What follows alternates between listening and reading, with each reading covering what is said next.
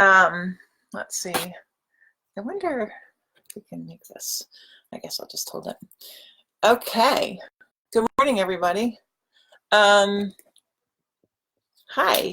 My name is Crispina French, and it's kind of a weird name. And actually, people keep asking me about my name, so I thought I'd give you a little background information.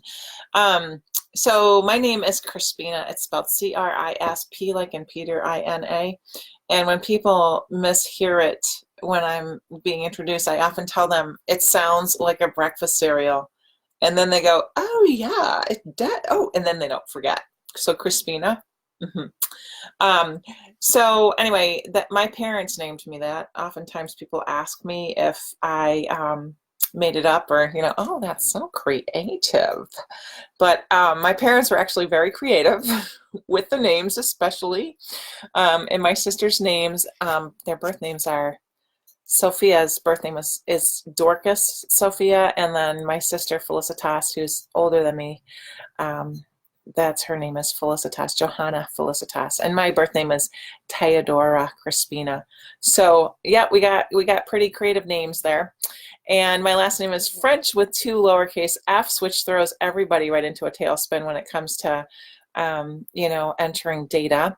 It's pretty hard to do with both lowercase f's, but my dad was a stickler. I swear to you that the telephone company probably like hand set the type on the page where his name was, because it did have 2 lowercase f's until the day the man died. And now that we don't really use a phone book anymore, well, that relieved me of some of my my angst around that whole name. And when I got married, I was trying to decide, is it better to have 2 lowercase f Frenches, or should I go with Swindlehurst, which is my husband's last name?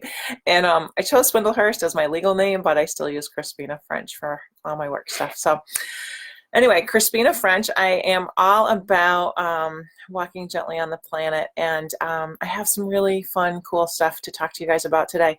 This series, it's a 30-day challenge, and the idea is to spread ways and little tips and tricks for how to get through the holidays with an environmental spin on things. So rather than purchasing things that are made in places that are far away with labor that's not treated properly, I encourage you to shop locally, to buy handmade products, to think about things that are maybe not material products.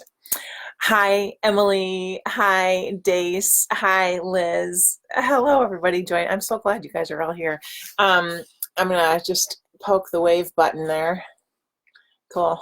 I wish there was a wave button over on the Facebook. But anyway, so every day from now until the 29th of December at 11 o'clock Eastern Standard Time in the morning, I'm right here live talking to you about ideas for sustainable, or the idea of becoming sustainable and for reals, which is far away from where we actually are. So so today I wanted to talk to you about a couple of tools that I use that make super awesome gifts. And my favorite tool in the whole wide world is a good sharp pair of scissors. And these scissors, can you see them over there on Instagram? These scissors are really special. They're made by a company called Ernest Wright. And Ernest Wright is located in Sheffield, England. And I read about their brand and their company long before I was able to actually to use them. Hold on one second. I just have to hold on a second. I'll be right back. Okay, so oh no, I don't want to end it. Cancel that. Okay, that's what happened yesterday. I think I ended it. Anyway, so Ernest Wright makes these really great scissors. They're located, Ernest Wright is a very old scissor manufacturing company located in Sheffield, England, and they make scissors by hand. And they're just the most, they're beautiful. They're sharp. They're designed to cut fabric. They make fabric scissors. They make all different kinds of scissors. I sell the fabric scissors in my little online shop, and I sell them in the large dressmaker size. They're called 8-inch bent trimmers, and I also sell them in a smaller embroidery size. They're quite pricey. I think our price on these is like $75 American, and worth every, I mean, it's an investment, right? Just like all the things we're talking about. Like if you buy one really nice pair of scissors that costs 75 or 80 bucks, you have them for your life. They're actually guaranteed for life. So if they ever go out of sharpness, or sometimes if you drop them on the floor, they kind of get a little wonky and they don't have such a nice cut to them anymore. The blades get kind of off. You can send them back to the guys over at Ernest Wright, and they will make them all straight and perfect again. So that is something that I really recommend, is to spend, a lot of people would be like, oh my God, 75 bucks. Like I can't afford to buy a piece of a tool for myself that costs that much. So if you have somebody who's really special to you, who would really benefit by having a beautiful kind of lifelong tool, it's a nice way to honor that person, because yes, they are expensive and a lot of people wouldn't make that purchase for themselves, but great gift. So the other thing that's really a nice idea that goes right along with this is if somebody that you know has a beautiful pair of scissors that they use for cutting things like fabric that need sharpening, get them sharpened for them. That's a pretty affordable. It usually takes a week or maybe 10 days for turnaround, so you're getting kind of close to the wire for getting that under the tree, if that's your religion. But I'm going to wave at all these people over here. Hi, Moonbug.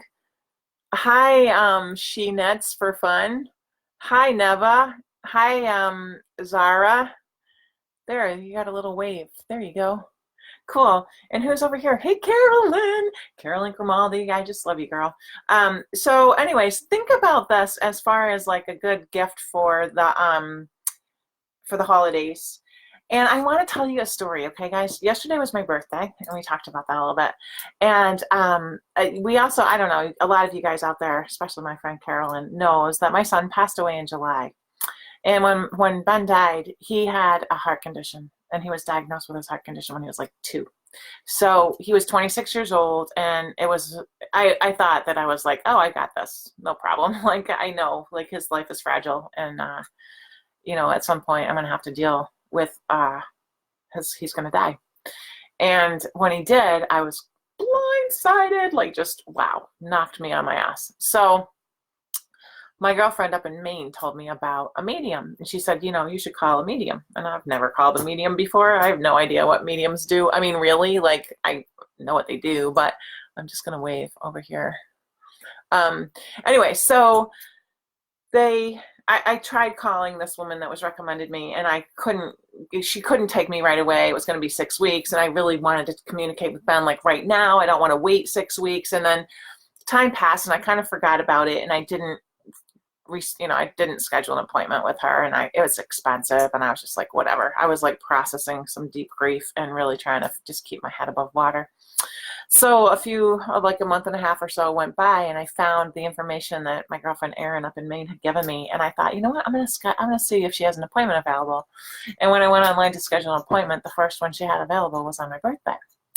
So yesterday I had my first appointment with a medium on the phone, and I talked to her, and it was so cool, you guys. Like, I just feel like there's so much. I haven't really processed the conversation yet, but she just let me know that Ben is doing really well. He's hanging out with my mom and dad and with his grandpa on his dad's side.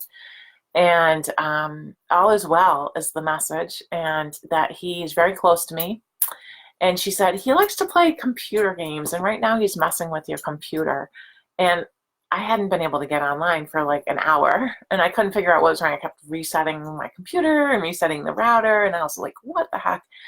And she said, yeah, he's messing with your computer. And when I got off the call, my computer worked. So I feel like it was a really big turning point for me. And there was all kinds of other things discussed. It was a 20-minute conversation, but I was just thinking about that this morning, like, what an amazing gift to give somebody. It cost $80. It was a 20-minute conversation. It took a lot for me to say, yeah, I'm going to do that for myself. And obviously never had done it before. And at this place in my life where I felt like it was really important to reach out beyond this realm and into a place where there's different kinds of information available. I was like, oh, when Ben died, I was like, then I would give it to myself. But there might be people in your life who are in a transitional place or have questions that they're not sure which is the right path to follow, or things about their health or about their careers or whatever. And it's just a nice thing to consider, give the gift of an appointment with someone like that. Hi, Sarah Wilson, you are here. So if you're, if you're in the market for someone like that, I'm sure there's, Google someone online, or I would love to be a little bit more proactive with all the shout outs I'm giving on this series, the Planetary Rescue series. But it's been a lot of it's a huge time commitment. We talked about this a little bit yesterday, and this time of year is so busy for me. So the woman's name, I will put a link in the comments to her, and I'll try to I think that the best way forward is for me to put these live videos into my YouTube channel so they don't go away and you don't have to scroll down to find them in the future. So I'm going to try to get some help with that, because it's something that does not engage my attention, obviously, because I haven't done it yet. And it's also really easy to delegate that to someone like, cyber mama or papa who's like really into that kind of stuff.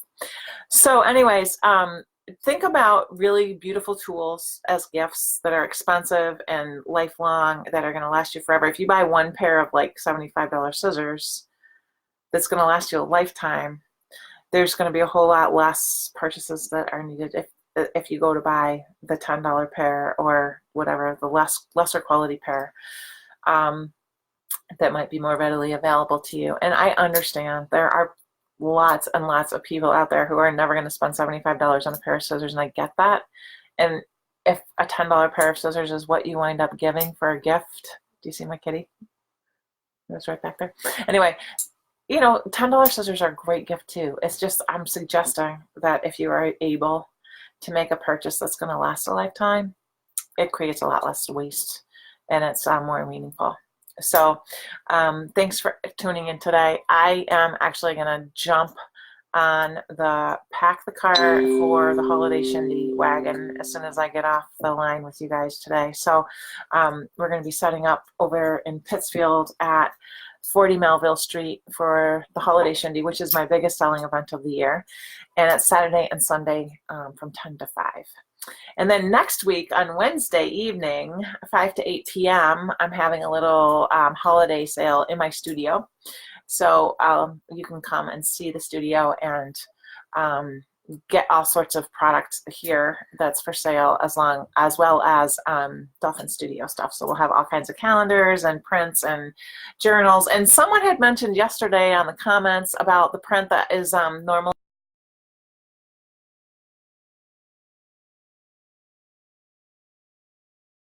will be going into the Dolphin Studio shop either later today or on Monday.